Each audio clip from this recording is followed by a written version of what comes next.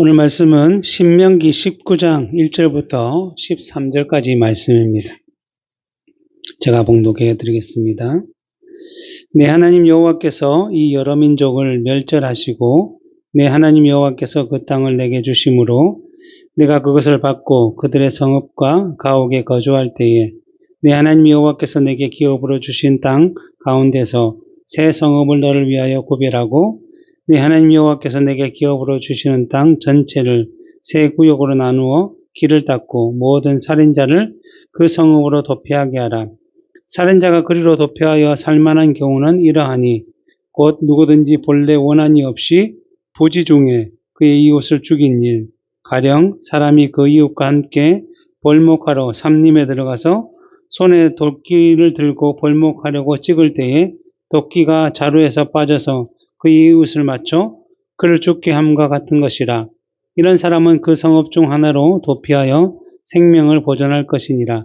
그 사람이 그에게 본래 원한이 없으니 죽이기에 합당하지 아니하나 두렵건대 그 피를 보복하는 자의 마음이 복수심에 불타서 살인자를 뒤쫓는데 그 가는 길이 멀면 그를 따라 잡아 죽일까 하노라. 그러므로 내가 내게 명령하기를 새 성읍을 너를 위하여 구별하라 하노라. 내 하나님 여호와께서 내 조상들에게 맹세하신 대로 내 지경을 넓혀 내 조상들에게 주리라고 말씀하신 땅을 다 내게 주실 때 또 너희가 오늘 내가 너에게 명령하는 이 모든 명령을 지켜 행하여 내 하나님 여호와를 사랑하고 항상 그의 길로 행할 때에는 이 셋 외에 새 성읍을 더하여 내 하나님 여호와께서 내게 기업으로 주시는 땅에서 무죄한 피를 흘리지 말라. 이같이 하면 그의 피가 내게로 돌아가지 아니하리라. 그러나 만일 어떤 사람이 그의 이웃을 미워하여 엎드려 그를 기다리다가 일어나 상처를 입혀 죽게 하고 이 한 성읍으로 도피하면 그 본 성읍 장로들이 사람을 보내어 그를 거기서 잡아다가 보복자의 손에 넘겨 죽이게 할 것이라.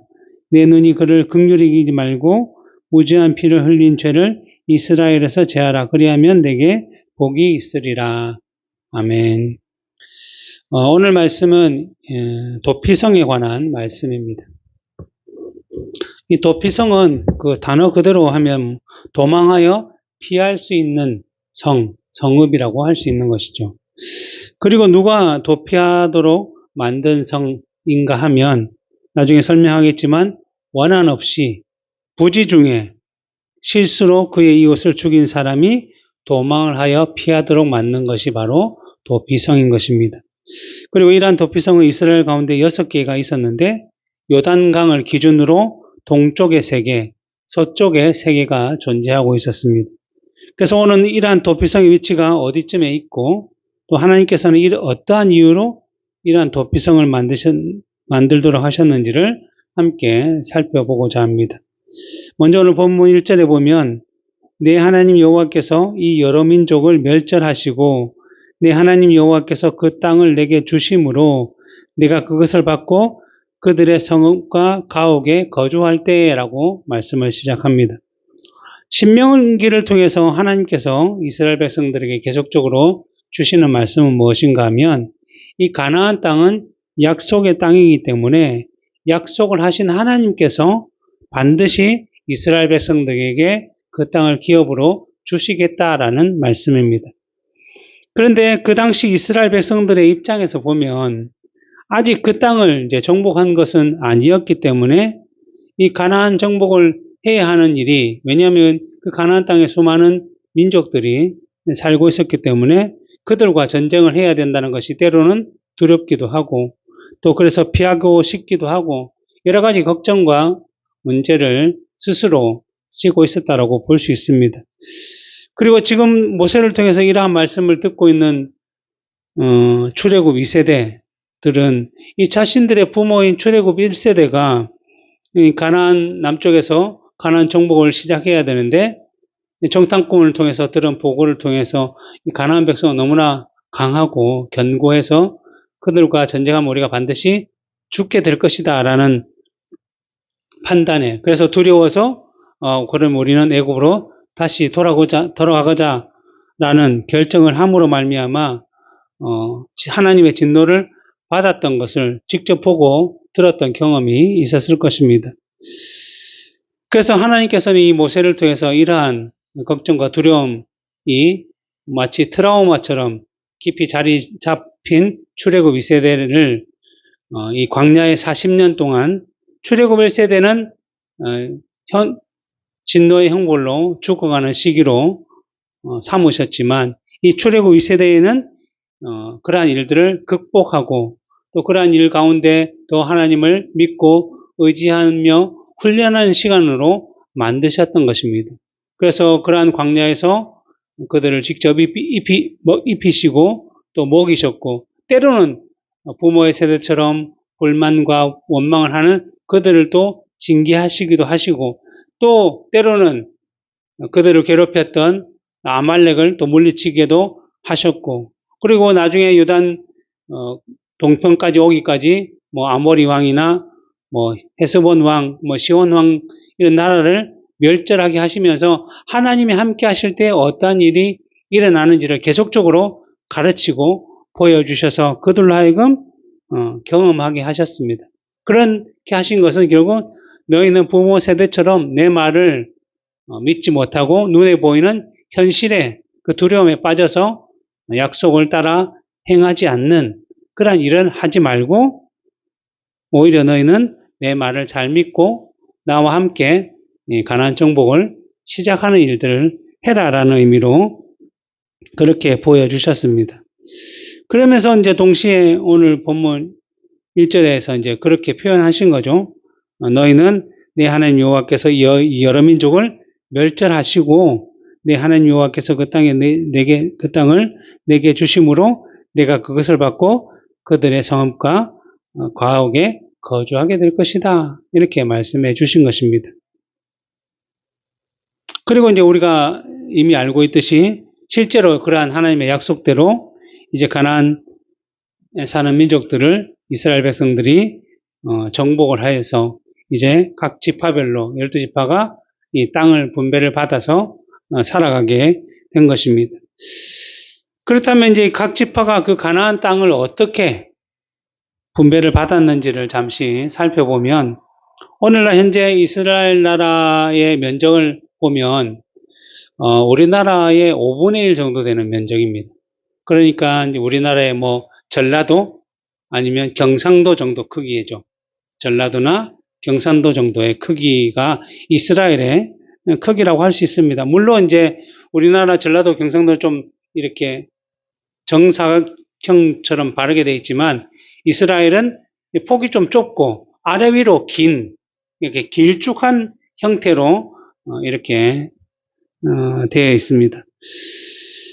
근데 이제 지금의 이스라엘은 그렇게 형식으로 되어 있지만 지금 가나안을 정복한 그 모세 출애굽 2세대가 가나안을 정복한 그래서 여호수아로부터 가나안 땅을 분배받을 때는 지금의 땅보다는 훨씬 더 넓었습니다. 왜냐하면 지금 이스라엘 나라는 요단을 기준으로 해서 동편만 서쪽만 차지하고 있는데 실제로 그 당시는 우리가 알고 있듯이 요단 동편도 같이 차지해서 지금 둥그렇게 좀 더 넓은 모양으로 차지를 하고 있었습니다. 그래서 이제 그 요단 땅을 어떻게 가나안 땅을 분배받는지를 우리가 한번 보면 제일 먼저 분배받은 것이 이제 요단 동편 땅입니다. 요단 동편 땅, 이게 요단을 기준으로 동쪽에 있는 땅인데 맨 밑에 르우벤 지파, 그 다음에 중간에 갓 지파, 그리고 제일 위에 므낫세의 반쪽 지파가 그 땅을 차지하도록 했습니다. 그리고 나서 요단 서편은 이제 약속의 땅인 가나안 땅인데 어떻게 분배를 받았냐면 제일 위쪽에 북쪽에 아셀 지파, 납달리 지파, 스불론 지파가 이렇게 있고 그 바로 밑에 이사갈 지파가 분배를 받았습니다. 그리고 나와서 중간쯤에 므낫세 나머지 반 지파와 그리고 에브라임 지파, 그리고 그 옆쪽에 약간 단 지파, 이쪽으로는 베냐민 지파가 이렇게 분배를 받았고 그 밑으로 이제 유다 지파가 좀 크게 분배를 받았고 유다 지파 좀 아래쪽에 가운데 쪽에 시므온 지파, 그래서 12지파가 그 땅을 이렇게 제비를 뽑아서 그리고 각 지역에 사람이 많고 적음을 따라서 분배를 받았던 것입니다. 그런데 이런 분배받은 지역에 하나님께서 오늘 말씀을 통해서 보면 도피성을 세 곳씩 세우라고 하셨습니다. 그래서 이 도피성의 위치를 보면 동쪽에, 요단 동쪽에 보면 제일 위쪽에 이제 그 므낫세 반지파가 있었다고 했죠. 그쪽에 하나, 바산골란이라는 곳이 있고, 그리고 중간쯤에 갓 지파를 위해서 길르앗 라못이라는 곳에 도피성이 있었고, 제일 밑에 루벤 지파를 위해서 베셀이라는 곳에 도피성을 만들었습니다. 그리고 서쪽으로 이제 넘어오면 제일 위쪽에 납달리 지파의 갈릴리 게데스라는 곳에 도피성을 하나 두고, 중간쯤에 그 다음에 에브라임 산지에 세겜이라는 곳에 도피성을 두고, 제일 밑에 유다가 있으니까 유다 지파의 헤르본에 이 기럇 아르바라는 곳에 도피성을 세웠죠. 그러니까 어떻게 보면 대충 보면 상, 중, 하 이렇게 나누어서 제일 상 쪽에 하나, 또 중 쪽에 하나, 또 하 쪽에 하나 이렇게 양쪽으로 대비되게 이렇게 세웠던 것이죠. 그래서 이러한 도피성을 하나님께서 세 곳으로 구별해서 세웠는데, 이 도피성을 누가 관리했냐면 이제 레위 지파가 이 성을 관리했습니다. 우리가 이전에도 살펴보았듯이 레위 지파는 이 하나님의 부르심을 받아서 구별되어서 하나님이 그들의 기업과 분깃이 되신다라고 말씀하셨기 때문에 이 약속의 땅에서는 이 제비를 뽑아 분배받는 그 자리에 있지는 못했습니다. 그래서 이제 지난 시간에도 말씀드렸듯이 요셉 지파의 두 아들 에브라임과 므낫세가 레위 지파가 요셉 지파 빠진 사이에 들어가서 12지파 중에 하나로 분배를 받았던 것입니다. 그런데 이제 레위 지파도 이 가나안 땅에서 생활을 해야 했기 때문에 하나님께서 그 땅의 기업으로 분배받지 못한 레위 지파를 위해서 각 지파별로 성을 나누어 줘라 라고 말씀해 주셨습니다. 그래서 민수기 35장 6절에 보면 너희가 레위인에게 줄 성읍은 살인자들이 피하게 할 도피성으로 6성읍이요 그 외에 42성읍이다 라고 말씀해 주죠. 그러니까 48성읍 정도를 레위 지파에게 나누어 주도록 하셨는데, 각 12지파에서 4개씩 나누어주면 48개 성읍이 나오니까 각 지파에서 4개 성읍 정도 이 레위 지파에게 준 것입니다. 그래서 이 레위 지파는 한 곳에 모여 함께 사는 그런 형식이 아니라 12지파 모두에 흩어져서 그 4개의 성읍 안에서 머무르며 살았던 것입니다. 그러기에 이제 가나안 땅을 분배받은 12지파 모두는 그들 주변에 늘 레위 지파, 레위인들이 함께 거주하게 된 것이죠. 그리고 하나님께서 이렇게 하신 이유는 이스라엘 12지파에 속한 백성들이 각 지파별로 모여서 함께 생활하게 되었지만 그 가운데 하나님께서 구별하신 레위 지파, 레위인들을 보면서 하나님께서 그들과 함께 계심을 눈으로 보며 인식하도록 그렇게 해주셨다는 것입니다. 왜냐하면 레위 지파 사람들은 이스라엘 모든 지파 가운데 처음 난 것을 하나님께 드리는 대신 레위 지파를 선별해서 하나님께 드렸기 때문에 이 레위 지파를 통해서 나도 하나님의 부르심을 받았다는 사실을 기억하도록, 그래서 자신들도 구별된 자임을 기억할 수 있도록 그렇게 해주셨습니다. 그리고 그러한 레위 지파의 역할이 이 성막을 관리하고 또 제사와 의식법을 주관하며 이 섬기는 것이었기 때문에 이스라엘 백성들이 자신의 주변에 있는 그 레위 지파를 통해서 하나님께 구별되는 법, 또 하나님께 제사하고 의식하는 그 죄 씻음과 관련된 내용들, 그리고 감사를 드리는 것, 이 모든 것들을 보고 배울 수 있었던 것이고, 또 특별히 이 레위 지파 사람들이 각 지파별로 율법을 가르치고 그들로 하여금 율법을 바르게 행하도록 해주셨던 것입니다. 이렇게 이제 놀라운 하나님의 섭리 가운데, 은혜 가운데, 레위 지파로 하여금, 특별히 이 도피성 6성읍을 주시며 관리하도록 해 주셨다는 것입니다. 그렇다면 하나님께서는 왜 이러한 도피성을 이스라엘 백성들 가운데 허락해 주셨을까요? 그것은 앞에서도 말씀드렸듯이 원한 없이 부지 중에 사람을 죽인 사람이 도피하여 그 생명을 보존하도록 하기 위해서 이렇게 하신 것입니다. 좀 더 설명을 드려보면 창세기 9장 5절부터 6절에서 하나님께서 노아와 새로 이제 홍수 이후에 노아와 그 가족과 언약을 맺으면서 무슨 말씀을 해주셨냐면 내가 반드시 너희의 피 곧 너희의 생명의 피를 찾으리니 짐승이면 그 짐승에게서 사람이나 사람의 형제면 그에게서 그의 생명을 찾으리라. 다른 사람의 피를 흘리면 그 사람의 피도 흘릴 것이니 이는 하나님이 자기 형상대로 사람을 지으셨습니다. 라고 말씀해 주셨습니다. 그러니까 하나님의 형상대로 지음받은 사람의 피를 흘리게 하면 그에 대한 대가를 반드시 치르게 하시겠다라고 말씀하신 것이죠. 왜냐하면 모든 생명은 그 생명의 근원이신 하나님으로부터 흘러나오는 것이기 때문에 그것을 함부로 대하는 것은 곧 하나님께 함부로 하는 것이 되기 때문에 그리고 하나님을 대적하는 것이기 때문에 하나님께서는 반드시 그에게 보응하시겠다라고 말씀하신 것입니다. 물론 가축, 짐승은 하나님께서 그들을 잡아서 먹도록 허락하셨기 때문에 그냥 가축을 잡아서 죽여서 먹을 수는 있지만 그 생명이 되는 피는 함께 먹지 말라라고 하심으로써 그 생명이 언제나 하나님의 뜻 가운데 있다는 사실을 보여주셨다는 것입니다. 그리고 이제 이러한 하나님의 뜻이 노아에게는 그냥 어떻게 보면 말씀으로 그냥 음성으로 주셨다고 한다면 이제 모세를 통해서 이스라엘 백성들과 언약을 맺으면서 율법을 주셨는데 그 율법에도 이 내용이 포함이 되어 있습니다.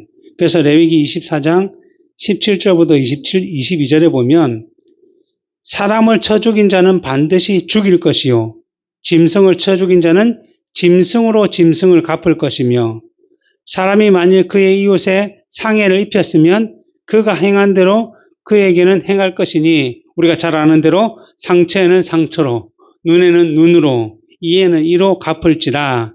남에게 상해를 입힌 그대로 그에게 그렇게 할 것이며 짐승을 죽인 자는 그것을 물어줄 것이요 사람을 죽인 자는 죽일지니 거류민에게든지 본토인에게든지 그 범을 동일하게 할 것은 나는 너희 하나님 여호와임이기 때문이다 라고 말씀하고 있습니다. 그러니까 사람을 죽인 살인자는 그 당시에 율법을 따라 판결해서 죽이는 일이 결정이 되어 있던 것이죠. 그래서 이제 오늘날도 이러한 의미로 보면 살인을 저지르고 또 흉악한 죄를 범하면 오늘날 어떻게 하죠? 일단 그 사람을 경찰이 아니면 누가 잡겠죠? 잡으면 이제 그 검찰이 그 내용을 경찰이 조사를 하고 그리고 검찰이 그걸 공소를 해서 이제 재판에 세우면 그 재판관이 판결해서 그 판결을 통해서 그 형벌을 받는 것이 오늘날의 재판의 방법이죠. 그래서 사람을 죽인 자는 사형이든 무기징역이든 이러한 형벌을 내릴 수 있는 것입니다. 근데 구약시대 율법에는 이러한 살인 사건에 대한 집행과 관련해서 놀라운 사실이 하나가 있는데 그게 뭐냐면 구약시대도 재판을 받아야 했습니다. 물론 분명히 재판을 받아야 했는데 만약 살인을 저지른 사건이 발생했는데 그 옆에 살인을 당한 사람의 가족, 친족이 만약에 옆에 있다가 그걸 보게 된다면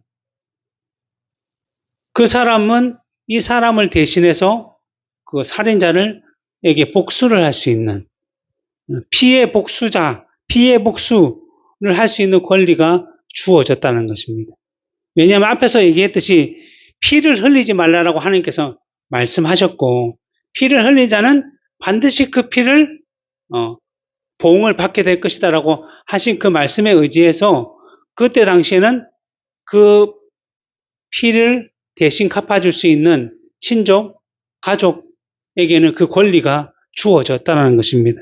그래서 민수기 35장 18절 19절에 보면 만일 사람을 죽일 만한 나무 연장을 손에 들고 사람을 쳐 죽이면 그는 살인한 자니 그 살인한 자는 반드시 죽일지니라. 그 다음에 뭐라고 되어 있냐면 피를 보복하는 자는 그 살인한 자를 자신이 죽일 것이니 그를 죽일 것이다 라고 했습니다. 그러니까 재판보다 더 앞서 피를 흘리는 것 자체가, 살인하는 것 자체가 하나님이 금하신 것이기에 그와 관련된 친척이나 가족이 있으면 복수를 해도 된다. 그를 죽여도 된다라는 것이 그 당시의 율법이라는 것이죠. 그래서 살인자는 재판을 통해서 사형 판결이 나면 돌로 쳐 죽이든지 형벌을 가할 수 있지만 살해당한 사람의 친족이 그 현장에 있다가 고의로 살인한 사람을 보았다면 그 살인자는 죽여도 된다라는 말씀인 것입니다. 그래서 그 당시에 이런 법이 존재했기 때문에 일부러 계획해서 살인 죽인 자는 그렇게 죽여도 되지만 그 가운데 혹시라도 의도를 가지지 않고 앞에서 얘기했듯이 원한이 없이 부지 중에 실수로 어떤 사람을 죽게 만드는 경우도 있을 수 있을 것인데 그때 만약 죽은 사람 옆에 그 친족이 있어서 피해 복수자가 돼서 그 죽음을 보고 판결도 되기 전에 먼저 복수로 그 사람을 죽이게 되면 또다시 피를 흘리는 일들이 발생할 것이고 또 그 옆에 그 또 다른 또 피해 복수자가 있으면 또 그를 죽일 수 있는 그런 일들이 생기기 때문에 하나님께서 이러한 일들을 해결할 수 있도록 뭐냐면 도피성을 준비하신 것입니다. 그러니까 이 도피성은 계획해서 원한을 가지고 죽인 자가 그 도피성으로 도망을 하게 되면 오늘 말씀이 뭐라고 되어 있습니까? 11절에 그러나 만일 어떤 사람이 그 이웃을 미워하여 엎드려 그를 기다리다가 일어나 상처를 입혀 죽게 하고 이 한 성읍으로 도피하면 12절 그 본성읍 장로들이 사람을 보내어 그를 거기서 잡아다가 누구에게요? 보복자의 손에 넘겨 죽게 할 것이다. 그러니까 계획을 가지고 원한을 가지고 살인한 사람은 안 되고 부지 중에 실수로 알지 못하는 중에 살인한 사람은 이 도피성으로 피할 수 있도록 해 주셨다는 것입니다.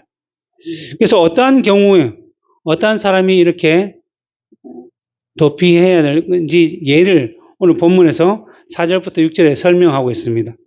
살인한 자가 그리로 도피하여 살만한 경우는 이러하니 곧 누구든지 본래 원한이 없이 부지 중에 그의 이웃을 죽인 일. 가령 예를 들면 이런 거죠. 사람이 이웃과 함께 벌목하러 삼림에 들어가서 손에 도끼를 들고 벌목하라고 찍을 때에 도끼가 그냥 자루에서 빠져 그 이웃을 맞춰 그를 죽게 함과 같은 것이다. 이런 사람은 그 성읍 중 하나로 도피하여 생명을 보존할 것이다. 왜냐하면 그 사람이 그에게 본래 원한이 없기 때문에 죽이기에 합당하지 않다라고 하는 것이죠. 그러니까 원한이나 양심을 품고 계획적으로 죽인 것이 아니기 때문에 재판을 하게 되면 요즘도 이런 것은 과실치사라고 그 형벌이 정해져 있죠. 과실치사.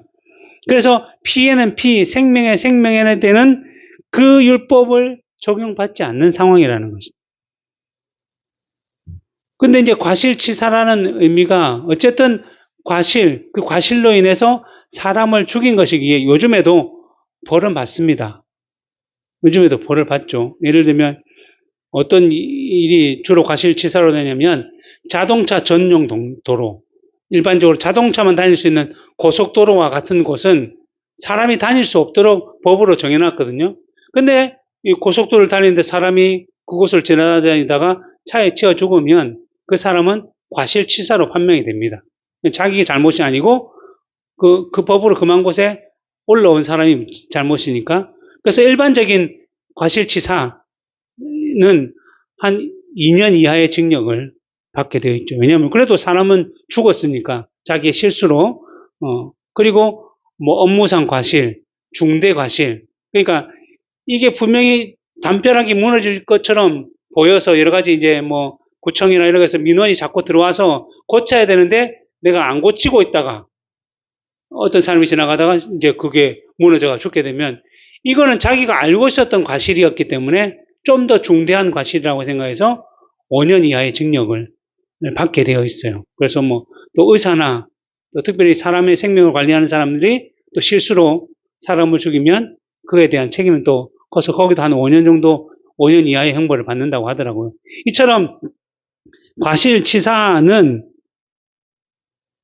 이 구약시대에도 이러한 것들을 적용하기 위해서 피를 흘렸다고 하지만 그것이 계획이나 원한이 없었기 때문에 바로 죽여서는 안 되고 재판을 통해서 과연 과실인지 아니면 원한을 가지고 죽였는지를 살펴봐야 되는데 그 전에 복수자가 죽이지 못하도록 도피성으로 도망한 것입니다. 그러면서 6절 후반절에 뭐라고 됐어요? 이렇게 죽여서는 안 되기 때문에 두렵건대 그 피를 보복하는 자의 마음이 복수심에 불타서 그 살인자를 뒤쫓는데 그가 가는 길이 멀면 그를 따라 잡아 죽일까 하노라. 그러니까 피해 복수자에게 죽기 전에 이 도피성으로 도망하도록 이 도피성을 이스라엘 가나안 땅에 상중하 나누어서 어느 곳이든 자기에서 가장 가까운 도피성으로 도망하도록 했다는 것입니다. 그리고 더 놀라운 사실은 이 세 성읍씩 6성읍을 준비하면서 오늘 본문 2절부터 3절에 뭐라고 되어 있냐면 내 하나님 여호와께서 내게 기업으로 주신 땅 가운데서 세 성읍을 너희를 위하여 구별하고 여기 이제 가나안 서쪽이죠. 요단 서쪽만 얘기하는 거죠. 내 하나님 여호와께서 내가 기업으로 주신 땅 전체를 세 구역으로 나눠서 길을 닦고 모든 살인자를 그 성으로 도피하게 하라. 그러니까 이 성읍의 위치를 한 곳으로 몰지 않고 공평하게 세 등분 나누어서 두어서 그 도피하는 자가 자기에게 가장 가까운 성읍으로 도피하도록 하면서 뭐냐면 그 도피성을 향하는 길을 잘 닦아 놓으라는 거예요. 어디가 도피성인지 어딘지 알지 못하도록 아니면 막 숲을 헤치고 다니지 못하도록 그 도피성을 향한 길은 다 잘 닦아 놓으라. 왜냐하면 도망갔기에 용이하도록 계속적으로 그곳을 가서 피할 수 있도록 하나님께서 이렇게 은혜를 베풀어 주셨다는 거죠. 왜냐하면 그 사람의 재판을 통해서 과연 원한이 있는지 아니면 부지 중에 한 것인지를 판별해서 그 목숨이 그냥 쉽게 피를 흘리지 않도록 하기 위해서 이렇게 하셨다는 것입니다. 그리고 나서 이제 도피성으로 피하여 온 사람이 지은 살인죄에 대해서는 이 도피성을 관리하는 레위 지파 사람들이 잘 조사하여서 그 사람이 고의로 죽였다면 그래대로 사형에 처하든지 아니면 피해 보복자에게 넘겨주어 죽게 할 것이고 실수로 그러한 일이 발생했다면 앞에서 말씀드린 이 과실치사의 형벌로 그에 대한 대가를 지도록 했다는 것입니다. 그리고 과실치사에 대한 구약의 형벌은 여호수아 20장 2절부터 6절에 기록되어 있는데 뭔가 하면 이스라엘 자손에게 말하여 이르기를 내가 모세를 통하여 너에게 말한 도피성을 너희를 위하여 정하여 부지 중에 실수로 사람을 죽인 자를 그리로 도망하게 하라. 이는 너희를 위해 피해 보복자를 피할 곳이니라. 이 성읍들 중 하나에 도피하는 자는 그 성읍에 들어가는 문어기에 서서 그 성읍 장로들의 귀에 자기의 사건을 말할 것이요. 그들은 그 성읍에 받아들여 한 곳을 주어 자기들 중에 거주하게 하고 피해 보복자가 그의 뒤를 따라온다 할지라도 그들은 살인자를 그의 손에 내주지 말지니 이는 본래 미워함이 없이 부지 중에 그의 이웃을 죽였습니다.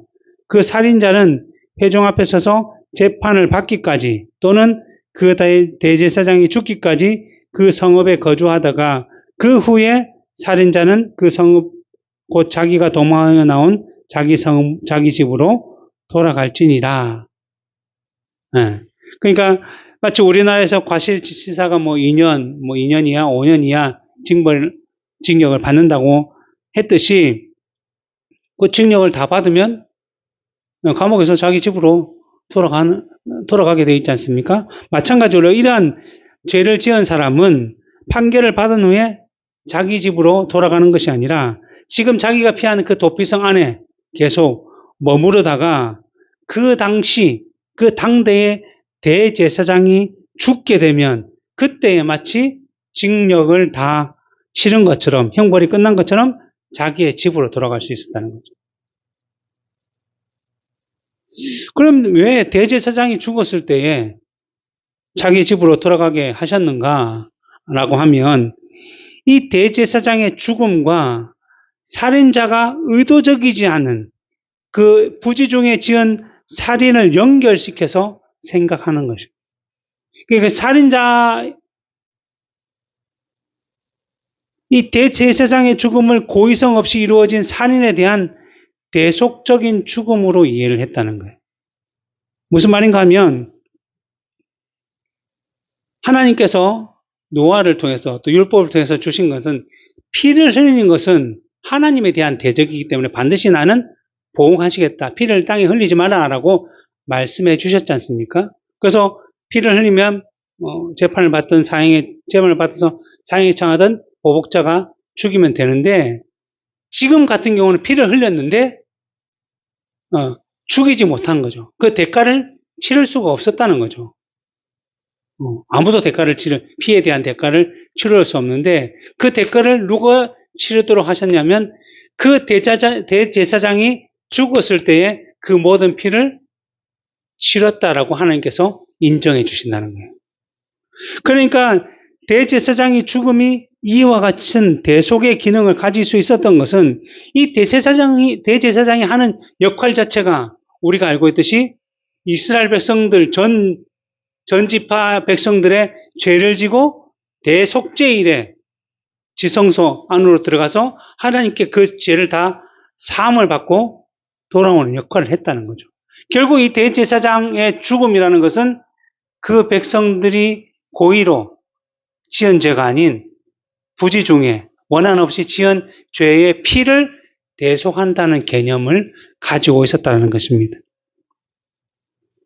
그래서 죽음은 오직 죽음으로만 속죄함을 받을 수 있는데 실수로 살인을 행한 자의 피가 흘려지지 않았기 때문에 아직 살인의 문제가 완전히 해결되지 않은 상태로 계속 유지되어 왔다고 한다면 이 대제사장의 죽음을 통해서 고의성 없이 이루어진 살인에 대한 이 대속적인 죽음의 성격을 띠게 되면서 이제 실수로 살인한 사람의 죄가 완전히 해결되었다라는 것이고 그래서 그 사람이 집으로 돌아가게 되었다라는 것입니다. 그리고 이제 살인자는 그로부터 죄의 멍에를 벗고 살인으로부터 혹은 살인자에 대한 보복으로부터 좀 더 자유롭게 되어 자신의 기업으로 돌아갈 수 있게 된 것이죠. 그리고 우리는 이것을 통해서 유추할 수 있듯이 구약시대의 대제사장은 예수 그리스도를 예표하고 있으며 또 대제사장의 대속적인 죽음 역시 예수 그리스도께서 우리를 위해서 자기 백성을 위해서 대속의 사역을 이루시기 위하여 죽으실 것을 예표하고 있기 때문에 이 죄인된 우리가 예수 그리스도의 죽으심을 통해 영원한 생명과 구원을 받게 된다는 것을 이 도피성이 예표하고 있는 것입니다.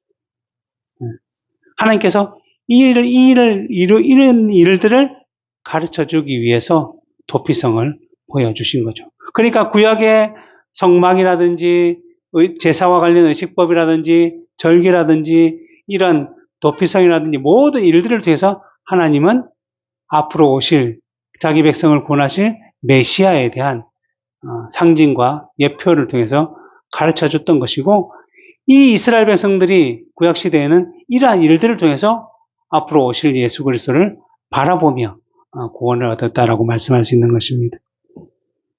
그런데 이제 이러한 대제사장이 죽기 전인데 안에 있는 게 너무 답답하고 자기가 살던 곳이 아니기 때문에 힘들어서 만약에 그 사람이 참지 못하고 몰래 도피성을 빠져나가든지 밖으로 나가게 되면 그 피를 보복하는 자가 밖에 있다가 그 살인자를 만나 죽여도 피 흘린 죄가 없다라고 말씀하는 것입니다. 왜냐하면 하나님께서 이렇게 말씀으로 보호해 주셨는데 그 말씀을 어긴다면 그것은 그 사람에게 죄의 대가가 돌아갈 것입니다.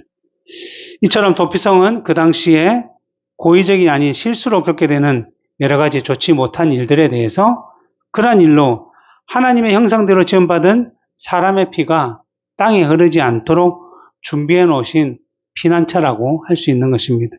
그리고 도피성을 이 레위 지파에게 주신 이 성읍 중에 하나라는 사실을 우리에게 가르쳐 주심으로써 이 죄인된 우리들의 참된 안식, 그 피난처는 오직 하나님밖에 없다라는 것이며 또 우리의 대제사장이신 예수 그리스도께서 우리의 모든 죄를 하나님과 화목시키는 날, 정말 이 세상의 종말이 오기까지 우리가 그리스도 안에 머물러야지, 그렇지 아니하면 그리스도를 떠나면 우리의 죄에 대한 보복하는 자의 손에 잡혀서 그 대가를 치르게 될 것이다 라고 말씀하고 있는 것입니다. 그리고 우리는 이 도피성과 관련해서 한 가지 더 생각해 봐야 할 문제가 있는데, 그것은 이 세상에 일어나는 일 가운데 우연히 일어나는 일이 발생할 수 있는가라는 것입니다. 지난번에도 말씀드린 것 같은데 이 도피성을 하나님께서 준비하셔서 실수로 살인한 사람의 생명을 보존해주는 그 사실에서 우리가 한 가지 기억해야 될 것은 출애굽기 21장 13절의 내용인데, 그것이 뭐냐면 만일 사람이 고의적으로 한 것이 아니라 나 하나님이 사람을 그의 손에 넘긴 것이라면 내가 그를 위하여 한 곳을 정하리니 그 사람이 그리로 도망할 것이다 라고 말해요. 그러니까 나는 실수로, 나는 부주 중에 원한 없이 도끼 자루가 치다가 날아가서 그 사람을 죽였지만 그 일을 이루신 분은 하나님이 그렇게 하셨다는 것입니다. 내가 그의 손에 그 사람을 넘긴 것이라면 그렇게 하기 위해서 도피성을 준비해 놓으셨다는 것입니다. 이 세상에 일어나는 모든 일은 지난번에 말씀드렸듯이 삼일체 하나님께의 기쁘신 뜻을 따라 작정된 것을 이 삼일체 하나님께서 창조와 섭리를 통해서 이루어 가고 계시다는 것입니다. 그러기에 영원하고 무한하시고 불변하시는 그 하나님의 속성을 따라 이 한 번 정하신 내용들은 조금도 오차 없이 작정대로 변함없이 이루어지도록 계속 섭리하고 계시다는 것이죠. 그러기에 생명의 근원이신 하나님의 형상대로 지음받은 사람이 피조물 중에 하나인 사람의 실수로 다른 사람을 우연히 죽일 수가 없다라는 것입니다. 그리고 그러한 실수로 죽임을 당할 수도 없다라는 것이죠. 왜냐하면 마태복음에 말씀하고 있듯이 참새 2마리가 하나 쌀이온에 팔리지만 그 하나라도 땅에 떨어지는 것이 하나님의 허락이 없이는 결코 떨어지지 아니한다라고 말씀하고 있습니다. 그러니까 작은 피조물, 하나님의 형상이 아닌 그냥 일반적인 피조물 하나라도 땅에 떨어지는 것이 하나님의 허락이 없이 안 된다고 한다면 하나님의 형상대로 하나님께서 생명을 주셔서 창조한 사람이 죽게 되는데 그냥 피조물 중에 하나가 실수한다고 해서 그 사람이 죽는 것이 말이 되느냐? 말이 안 된다라는 것이죠. 그렇기 때문에 우리는 언제나 이러한 모든 것이 다 하나님의 뜻 가운데, 하나님의 섭리 가운데 일어나는 사건이라는 것을 기억해야 한다는 것입니다. 그리고 중요한 것은 그렇다고 해서 우리에게 일어나는 모든 일에 대해서 다 하나님의 책임으로 돌리고 마치 숙명론, 운명론과 같은 헛된 생각은 하지 않아야 된다는 것이죠. 왜냐하면 하나님은 온천하 만물을 단지 그분의 말씀으로 창조하신 그 전능하신 하나님이기 때문에 단지 티끌과 같은 흙으로 만든 우리 피조물과는 완전히 차원이 다르신 분이시기 때문에 그 하나님의 깊고 넓고 높으신 뜻을 우리는 전혀 깨달을 수도 알 수도 조금이라도 이해할 수도 없다라는 것입니다. 그렇기 때문에 그러한 하나님이 하신 일에 대해서 우리가 생각하고 고민하고 판단해서 하나님이 이렇게 하시고 저렇게 하시면 어떡하지? 왜 이렇게 할 수 없다라는 것이죠.